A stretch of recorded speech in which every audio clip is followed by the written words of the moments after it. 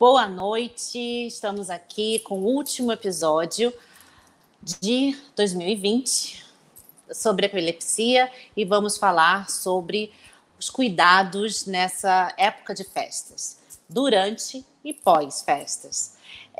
Vou começar com um convidado muito especial e muito interessante, que é o Alexandre, que é dançarino, bailarino, artista e desenvolveu um espetáculo chamado Mioclonos, que relaciona a dança com epilepsia. Então vem, Alexandre, vamos conversar um pouquinho sobre a relação dele com a dança. Olá, tudo bem? Tudo bem, Alexandre, prazer. Bom ter você prazer aqui. Mesmo. Obrigado a todo mundo. Boa noite a todos e todas e todos. E, enfim, começamos.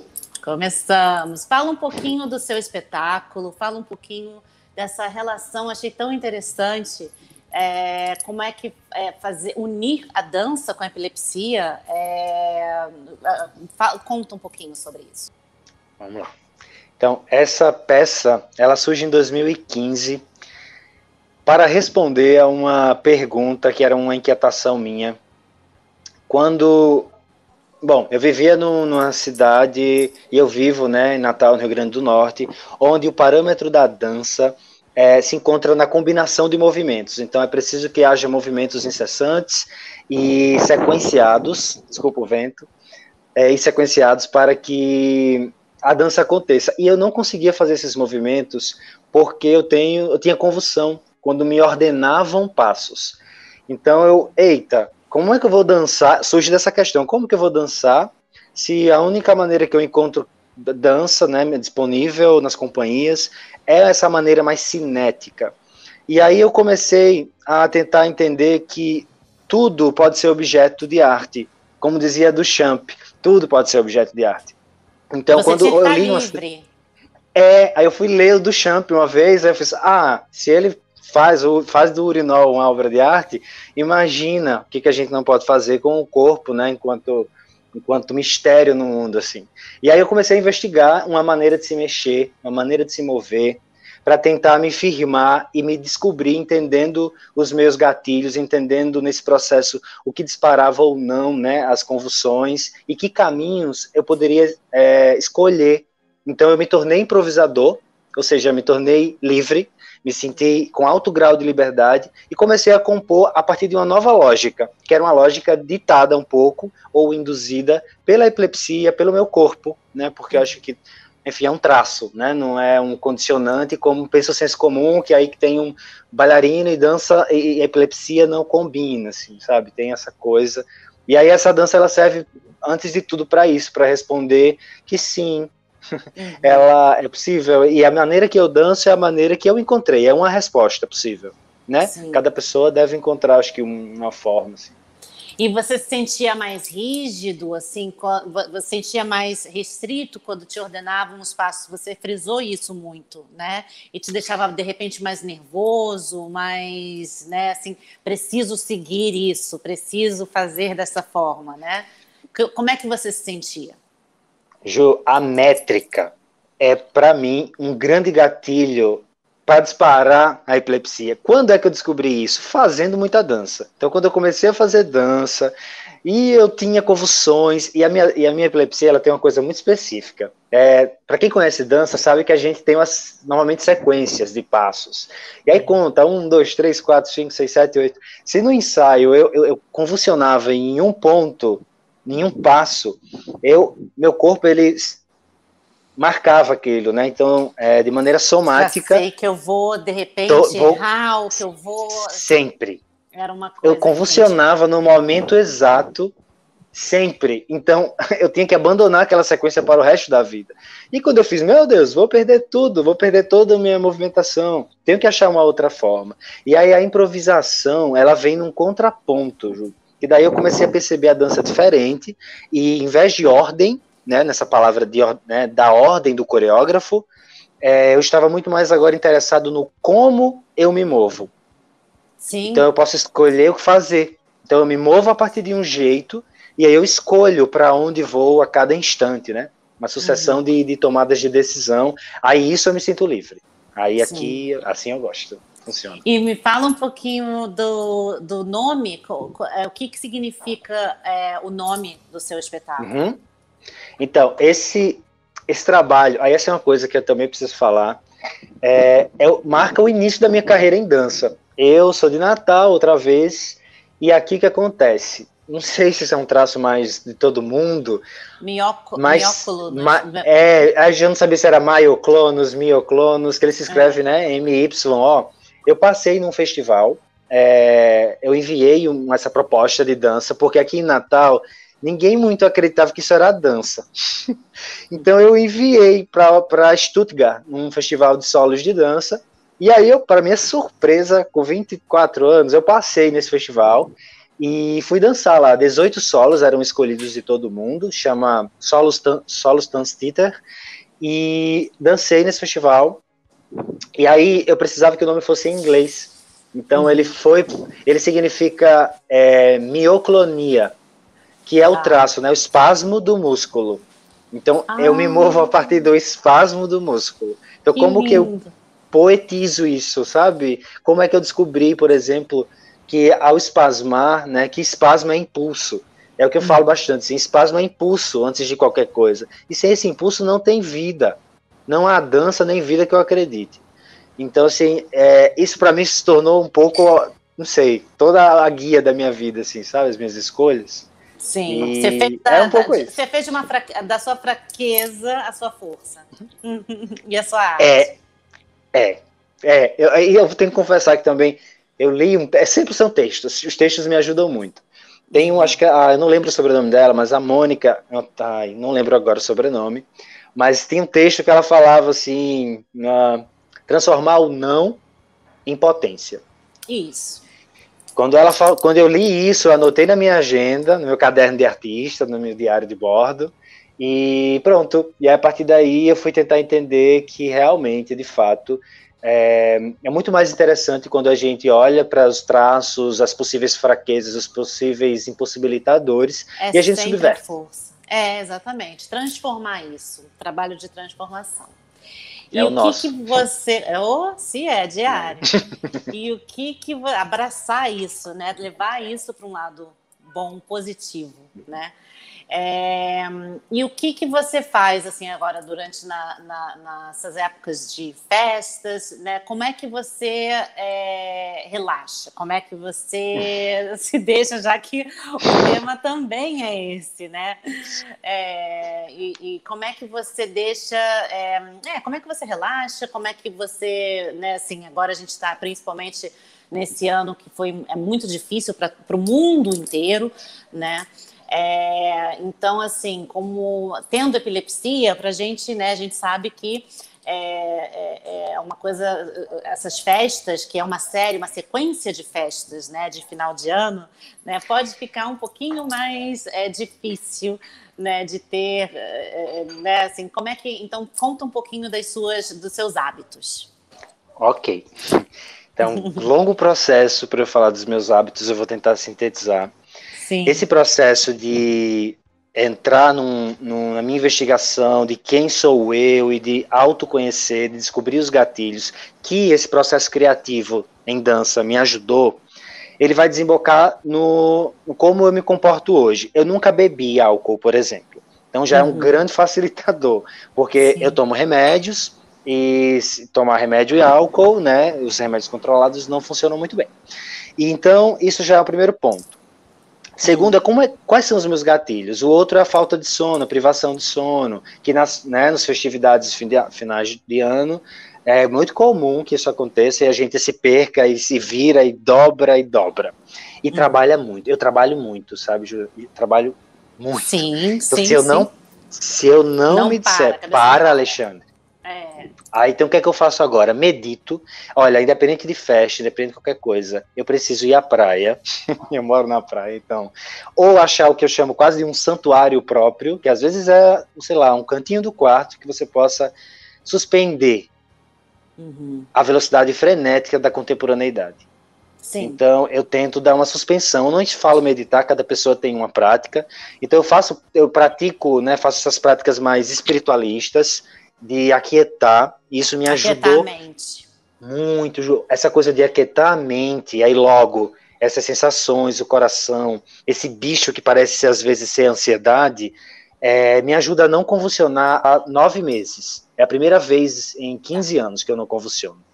Então, agora que eu adotei na quarentena essas práticas de maneira mais incisiva, e nas festas, é o que eu falo, assim, sempre eu tenho um horário específico. A disciplina me ajuda muito. Disciplina, Então, rotina, saber o que é sempre. sagrado para você. Eu estava falando isso Exato. agora, inclusive com a minha professora de yoga, porque entre uma gravação e outra eu fiz uma aula de 1h15 de yoga. Então isso me ajuda muito. E eu estava falando que essa semana foi muito corrida para mim. E que eu também não paro de maneira alguma. É uma coisa que me faz, né, assim.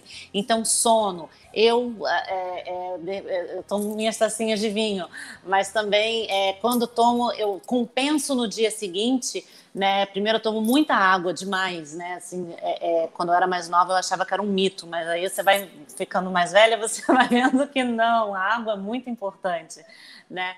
E remédio na hora certa e o sono pra gente eu acho que é uma coisa fundamental, acho não, é uma coisa fundamental.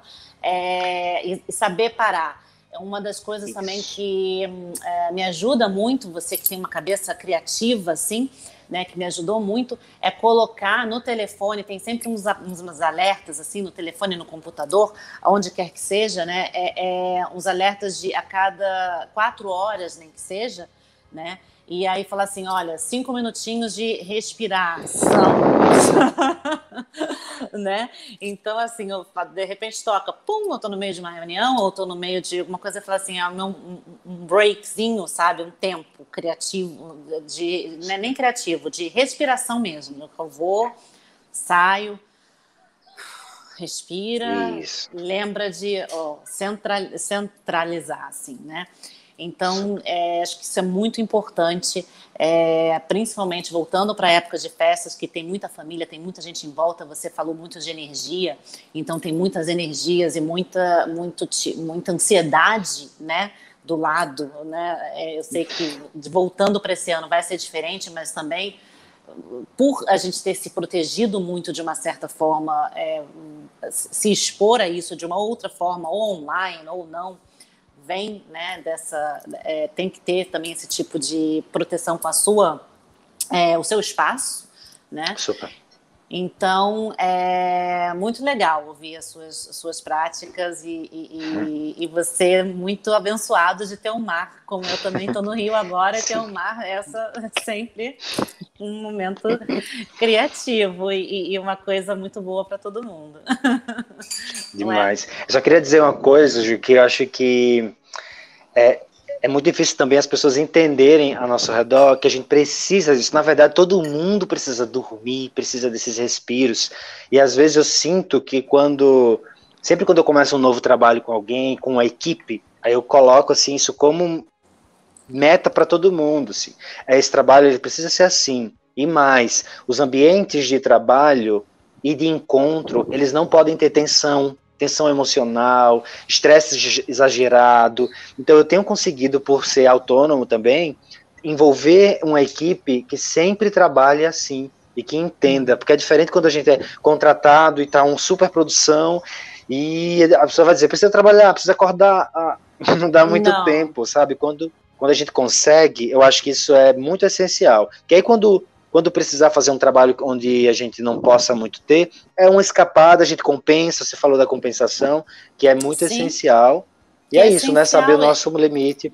A gente saber, a gente sabe quando pode e quando não pode. É você estar tão em sintonia, em equilíbrio, alinhado com você, né? Isso quando eu quis falar assim, a gente precisa muito falar dos gatilhos. Por quê? Porque a gente tem que saber, você não é. É claro que as pessoas ao seu redor podem saber, te conhecer tanto, que captam, né? Não está bem, está mais cansado, tá isso, mas você que tem que saber, né? Quando você precisa tomar mais água, quando você tem que parar, quando tem que, né, no seu caso, quando um dia que você de repente não pode ensaiar, não, né, ou tem que comer uma comida um pouquinho mais pesada, um pouquinho mais leve, né? Então, assim, tá faltando uma vitamina, tem que dormir até um pouquinho mais tarde, tem que acordar mais. Então, assim, né? Tem que ir para sua praia. Então, na verdade, é você que tem que saber disso. Você tem que estar muito alinhado com você mesmo o tempo todo, né? Então, Não tem isso não tem pausa. Se não tem pausa. tem uma convulsão, se não tem uma ausência, né, maior, né? Isso. Aí tem aí é que mora o problema. Então, quando eu comecei esse trabalho com a Abel, eu queria muito, eu sempre deixei muito claro que assim, eu quero que isso se espalhe, né? Que assim, não adianta, tem que tomar o remédio na hora certa, número 1, mas tem que estar muito alinhado com a sua, com você mesmo, né? É com assim, você mesmo, com quem você é, comer quem bem, você é. comer bem Isso. muda tudo, beber água e se alimentar, né? E eu acho que é isso, tecer também sempre relações muito confortáveis, que você possa falar, que você possa dizer isso e não ser olhado, isso aqui é um piti. Não, não é um chilique, ele precisa dormir mais, mas a minha equipe toda, por exemplo, sabe disso. E tudo exatamente. muda. Precisa não é verbalizar. Feio. Não, ser direto. Na hora que tem que ser direto, vai ser direto. Na hora que tem que ser legal, vai ser legal, exatamente. Né? Nossa, Alexandre, gostei muito de conversar com você. Poderia ter o programa inteiro com você. Por mais que eu ame todo mundo que vai entrar, já conheço alguns. Quero você de volta. Então tá bom, mas vou passar. Muito obrigada. Quero Obrigado conhecer seu você. trabalho melhor também. Por favor. Um beijo muito grande. Obrigado, Ju. Bom beijo, Natal, fica feliz bem. Ano Novo 2021, que vem aí abençoado para todos nós. Se cuida, viu? Abraço, até logo.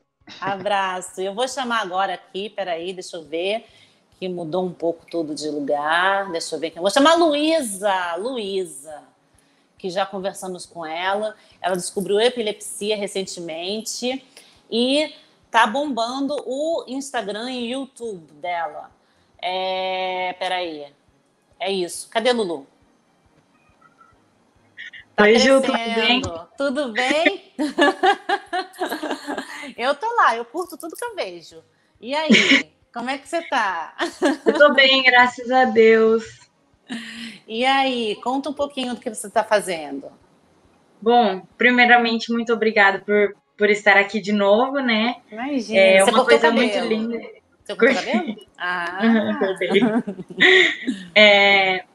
Fico muito feliz de estar fazendo parte desse projeto lindo, mais uma vez. Imagina, obrigada.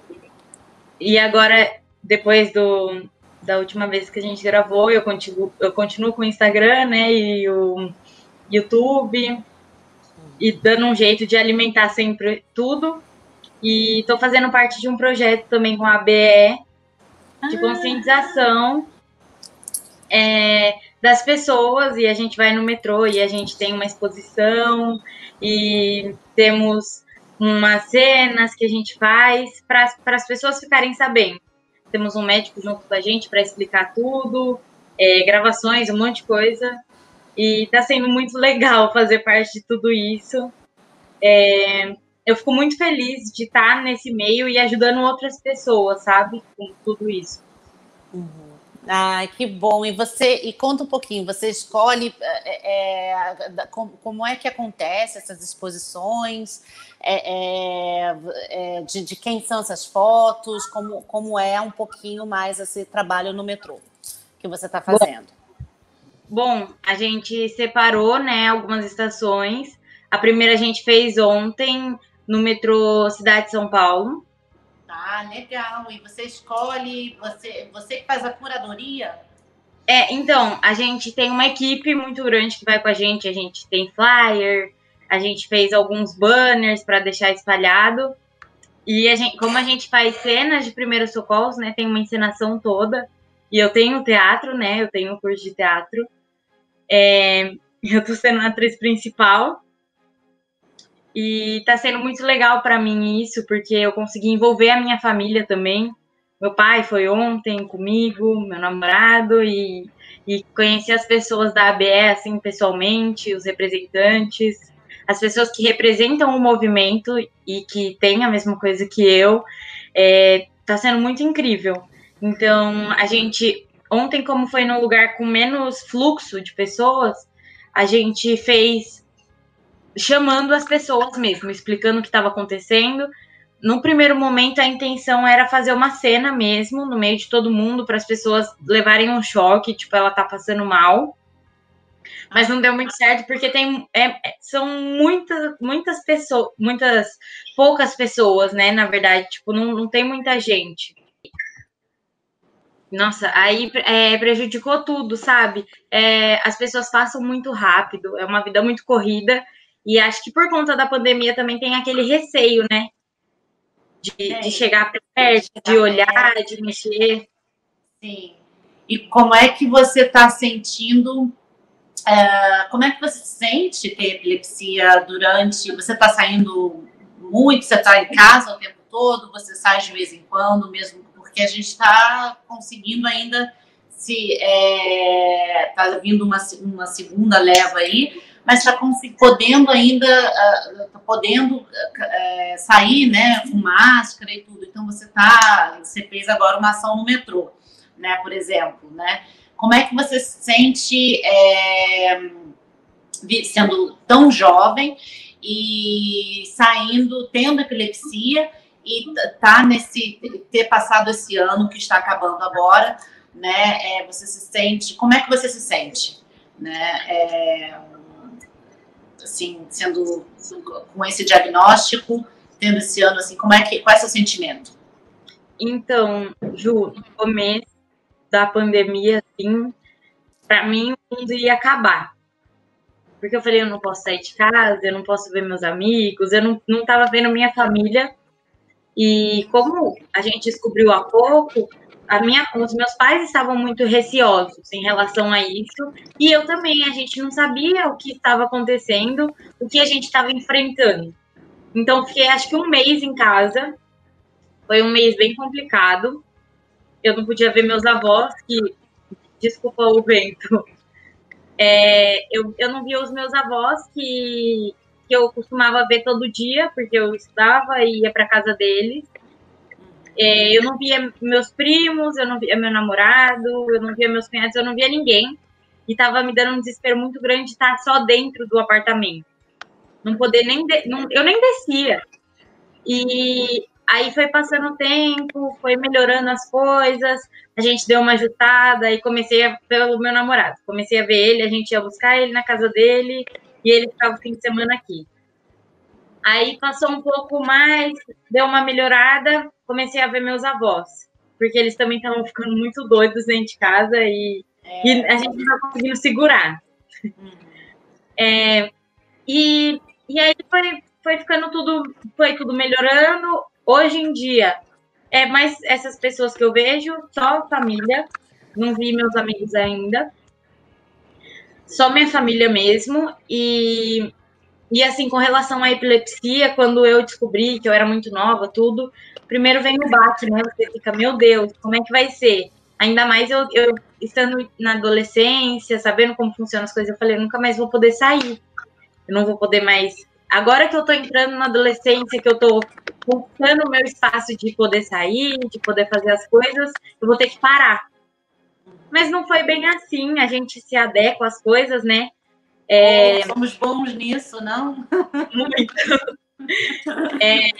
A gente começa a descobrir também, né? Porque, assim, quando fala epilepsia, a gente não conhece muito bem, você pensa, nossa, piscou uma luz, você vai ter uma crise. E não é bem assim que funciona, né? A epilepsia é muito única para cada pessoa. Então, você vai descobrindo com o tempo o que são seus gatilhos. Eu sei o que são os meus. Às vezes a gente descobre alguns novos. E sempre quando eu tô tendo, eu falo, gente, tá me dando gatilho, para, por favor. Aí o pessoal fala, ai, tudo bem. Aí apaga a luz, aí sai comigo. Não é muito problema isso pra mim, mais, né? No começo era, agora tá tudo bem, sigo minha vida normal. As pessoas falam, nossa, você é adolescente, você não pode ir, sei lá, num parque de diversões por causa da montanha-russa. E é uma coisa que, hoje em dia, pra mim, não ligo muito, sabe? Tá tudo bem pra mim sendo assim, do jeito que tá. E você tem algum gatilho bem específico, assim, que você sabe falar assim, opa, peraí, eu preciso parar agora, eu preciso pausar? Você tem algum gatilho que você já saiba? O que é um gatilho seu, assim? Qual é? Um gatilho simples, vamos lá. Ó, eu comecei pensando que meu gatilho maior era luz branca. Foi o começo, eu falei, é luz branca, certeza, mas não é. Eu descobri que o meu gatilho maior são luzes piscando. Normalmente, as que mais me incomodam são coloridas. Tá. Então, E quando a luz tá falhando também, sabe? A luz do ambiente fica falhando. tá. Aí eu falo, gente... Uhum. Sei. E aí, agora, no final do ano, quais são os seus planos para as festas? Como é que você se cuida para as festas agora de Natal, de Ano Novo? Como é que, mesma pergunta que eu fiz para o Alexandre, como você se cuida? Então, Ju, agora no final do ano tem muito pisca-pisca, né? Aí é meio complicado. Você fica assim. Eu ando assim na rua agora. De óculos escuros, chiquérrima. Pois é, tem gente que às vezes a gente anda na rua e a gente fala, gente, que pessoa doida pelo Natal, né? É muito pisca-pisca, não tinha necessidade. Não pensa em mim. Mas assim, como agora também não tô podendo andar, não tá podendo muito ficar transitando na rua, eu sempre tô no carro, então é menos pior, né? Abaixa a cabeça e acabou. Não, bota um óculos escuros, Lulu. Baixa a cabeça, não. Anda assim, chique, né? Desse tamanho, ó. Mas mas aí eu sei, você tem realmente muito pisca-pisca, então você fica mais em casa, não é isso? Eu tento ficar mais em casa. Como eu também já não tô saindo muito, tô só com a minha família que mora perto, relativamente perto, né? Não tem muito problema com isso. E por causa da pandemia, final do ano é meio diferente, né? Não vai ter todo aquele encontro de todo mundo da família. A gente não pode fazer muita coisa. Eu não sei ainda como vai ser Natal, Ano Novo, onde vamos passar, mas a gente vai se cuidar ao máximo, né? Não tem muito o que fazer. Ninguém sabe. Pois é. Muito obrigada, Lu. Vamos saber dos seus planos. Muito bom saber que você está fazendo essa ação, está crescendo cada vez mais. Então é isso. Muito obrigada. Então agora nós vamos conversar com a doutora Isabela, que ela é diretora do programa de epilepsia do Instituto do Cérebro Paulo Niemeyer, que aliás tem uma parte maravilhosa de epilepsia. Doutora Isabela, quais são os cuidados necessários que as pessoas com epilepsia precisam ter para evitar gatilhos de crise? Então, quais seriam os principais cuidados para evitarmos os gatilhos para as crises epiléticas? É importante entender que existem vários gatilhos e que nem todas as pessoas acabam sendo suscetíveis, né, a todos esses gatilhos. Então, primeiramente, o que são gatilhos? São situações onde a pessoa fica com mais risco de ter crise epilética. Então, a gente tem situações, por exemplo, como luzes piscando, aquelas luzes estroboscópicas, padrões de cores, né, de velocidade, de ritmo de luz. Então, não são todas as pessoas que vão ter esse gatilho para crise, né? Mas se você é uma das pessoas que tem esse gatilho, o que você tem que fazer é evitar situações onde você encontre essas luzes. Eu acho que é bastante importante a gente prestar atenção, porque alguns filmes também podem provocar crises em pessoas que são fotossensíveis. Então, sempre procurar saber se aquele filme vai ter alguma indicação, algum aviso, né, para pessoas com epilepsia, é importante. Um outro gatilho que é muito importante as pessoas evitarem é o uso de bebida alcoólica. Isso por quê? Não é porque a medicação interage com o álcool, eu acho que as pessoas costumam fazer muita confusão em relação a isso. Mas é principalmente porque o álcool ele diminui o limiar, quer dizer, aquele limite que você pode ter para ter crises. Então o álcool ele vai ser uma situação onde você vai está predisposta a ter crise, tomando ou não tomando remédio.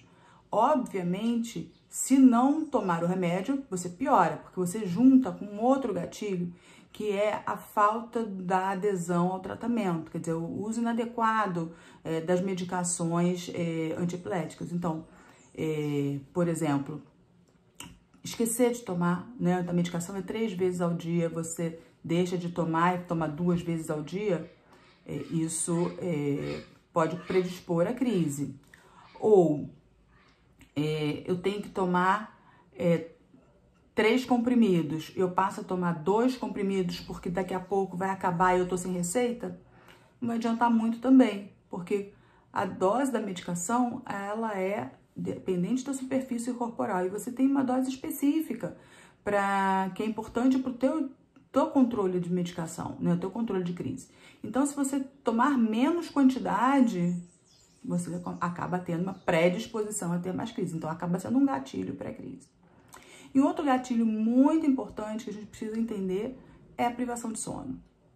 Então, a privação de sono, quer dizer, dormir menos de 8 horas por dia, é um gatilho super importante e as pessoas precisam entender. Então, se você for dormir meia-noite, você vai ter que acordar às 8 horas da manhã. Então, quanto menos sono você tiver, menos horas de sono, mais predisposto a ter mais uma crise, né? Então, é importante identificar esses gatilhos para você saber como prevenir.